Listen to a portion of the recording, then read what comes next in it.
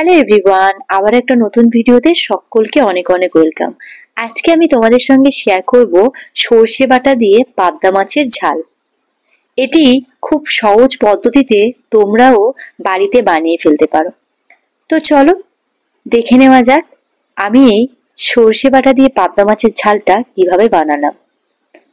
এখানে আমি প্রায় 7 পিস মতো পাবদা মাছ খুব সুন্দরভাবে পরিষ্কার করে নিয়েছি। এবার আমি পাবদা মাছ বানানোর জন্য যে মশলাটা লাগবে সেটা বানিয়ে নেব। তো এখানে আমি প্রথমে 1 চামচ মতো কালো সর্ষে, 1 চামচ সাদা সর্ষে, 4টে মতো কাঁচা লঙ্কা। তোমরা যদি কেউ বেশি ঝাল খেতে চাও ঝালের পরিমাণ বাড়াতে পারো, কম খেতে চাইলে কম দিতে পারো। তার মধ্যে 4টে রসুনের কোয়া দিয়ে আর একটু জল দিয়ে বেশ কিছুক্ষণ ভিজিয়ে আমি এটাকে রেখে দেব। এবার আমি এই মাছগুলোতে নুন আর হলুদ মাখিয়ে নেব। মাছ ভাজার আগে নুন হলুদ মাখানোর সঙ্গে আমি একটু সর্ষের তেলও মাখিয়ে নেব। তার কারণ পাবদা মাছ কিন্তু প্রচন্ড পরিমাণ ফাটে, সেই কারণে এটা অনেকের পছন্দের মাছ হলেও এটা এত পরিমাণ ফাটে যে অনেকেই রান্না করতেই চায় না। তাই তাদের জন্য এই ছোট্ট টিপসটা অবশ্যই কাজে লাগবে। মাছ ভাজার সময় যদি নুন হলুদ মাখানোর সময় একটু সর্ষের তেল মাখিয়ে নেওয়া যায় তাহলে কিন্তু মাছটা একদমই ফাটে না। আমি তো এইভাবেই রান্না করি এবং খুব ভালোভাবেই কিন্তু ভাজতেও পারি মাছটা।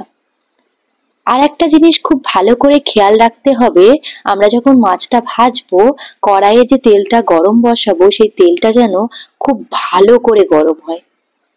তো এখানে আমি একটা কড়াই বসিয়ে তার মধ্যে আমি পরিমাণ মতো তেল দিয়ে দিচ্ছি। আর এখানে রান্নাটা আজকে কিন্তু পুরো সর্ষের তেলেরই করা হবে।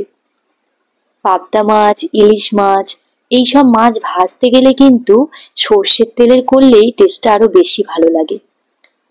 তো তেলটা দেখো একদম খুব ভালোভাবে গরম হয়ে যাওয়ার পরেই কিন্তু আমি এখানে মাছগুলো দিয়ে দিয়েছিলাম। এবার আমি একে একে মাছগুলো খুব সুন্দরভাবে লাল লাল করে ভেজে নেব।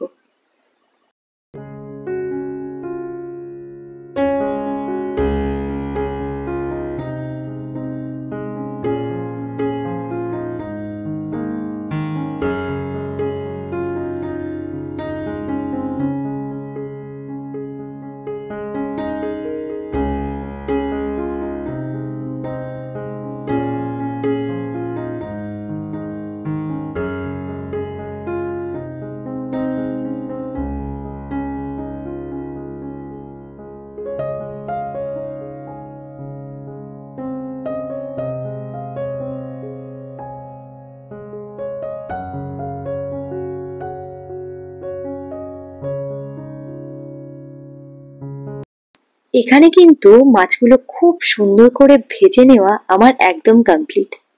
তারপর ওই মাছ ভাজার তেলের মধ্যে আমি পরিমাণ মতো একটু কালো জিরে আর এখানে আদা কুচি দিয়ে দেব। আদা কুচিটা কিন্তু অবশ্যই দিতে হবে, তাহলেই কিন্তু পাবদা মাছের টেস্টটা আরো বেশি বেড়ে যাবে। এটা একটু ভাজা ভাজা হয়ে আসলে এর মধ্যে আমি সর্ষে যে বাটাটা করে রেখেছিলাম রসুন আর লঙ্কা সেটাকে দিয়ে দিলাম। তোমাদের সঙ্গে চলো আরো একটা টিপস শেয়ার করি। সেটা হলো সর্ষে বাটার সময় আমরা যখন সর্ষে ইলিশ বা সর্ষে পাবদা বানাই অনেক সময় না তিতো হয়ে যায়। সেই তিতোর হাত থেকে যদি আমরা বাঁচতে চাই তাহলে অবশ্যই যখন সর্ষেটা বাটবো তার মধ্যে একটু নুন দিয়ে দেব, তাহলে আর সর্ষেটা তিতো হওয়ার ভয় থাকবে না। এবার আমি একে একে হলুদ গুঁড়ো লঙ্কা গুঁড়ো আর সামান্য একটু নুন দিয়ে খুব ভালোভাবে মশলাটা কষিয়ে নেব।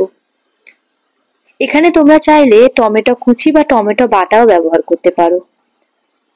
আমি এখানে টমেটোটা আজকে স্কিপ করে গেলাম।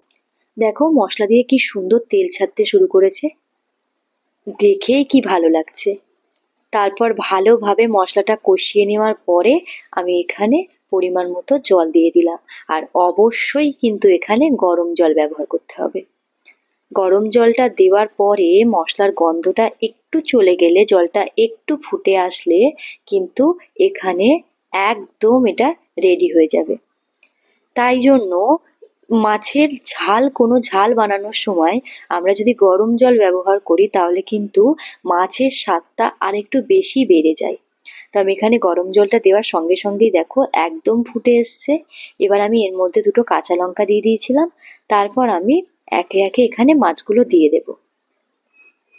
আমার যেহেতু ঝালের ঝোলটা খুব একটা বেশি দরকার নেই, তোমরা চাইলে ঝোলের পরিমাণটা একটু বাড়াতে পারো। আমি এখানে ঝোলটা একদমই করতে চাইনি, একদম মাখা মাখা করতে চেয়েছি, সেই কারণেই জলের পরিমাণটা কিন্তু একটু কম দিয়েছি। মাছগুলো একে একে দেওয়ার পরে একটু খুন্তি দিয়ে খুব ভালোভাবে নাড়াচাড়া করে নেওয়ার পরে আমি এই মাছটাকে ওই 5 থেকে 7 মিনিট মতো একটু ঢাকা দিয়ে রেখে দেব। ঢাকা দিয়ে রাখলে কি হবে, মাছের গন্ধটাও চলে যাবে, মশলার গন্ধটাও চলে যাবে, আর তরকারিটা কিন্তু একদম রেডি হয়ে যাবে। তো চলো আমি এখন এটাকে ঢাকা দিয়ে বেশ কিছুক্ষণ গ্যাসের ফ্লেমটা একটু কমিয়ে রেখে দিই।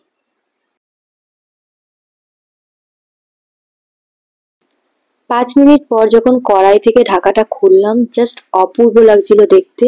যেমন কালারটা সুন্দর লাগছিল, তেমন একটা খুব সুন্দর গন্ধ দিচ্ছিল। তো এখানে তো আমার একদম পাবদা মাছের ঝালটা রেডি হয়ে গেছে। এবার এটাকে আমি নামিয়ে নেব। গরম গরম ভাতের সাথে এরকম একটা পাবদা মাছের ঝোল থাকলে সত্যি, বিশেষ করে আর কিছু লাগবে বলে তো আমার মনে হয় না। তোমরা অবশ্যই একবার এটা বাড়িতে ট্রাই করে দেখো। কার কেমন লাগলো এটা এরকম ভাবে বানিয়ে, সেটা কমেন্ট বক্সে জানিও। আর এখন যদি ভিডিওটা ভালো লেগে থাকে একটা লাইক করে দিও। তোমাদের কেমন কেমন ভিডিও দেখতে চাই মন, সেটা আমাকে অবশ্যই কমেন্ট করে জানিও। চলো আজকের মতো টাটা, সকলে ভালো থেকো, সুস্থ থেকো, সাবধানে থেকো।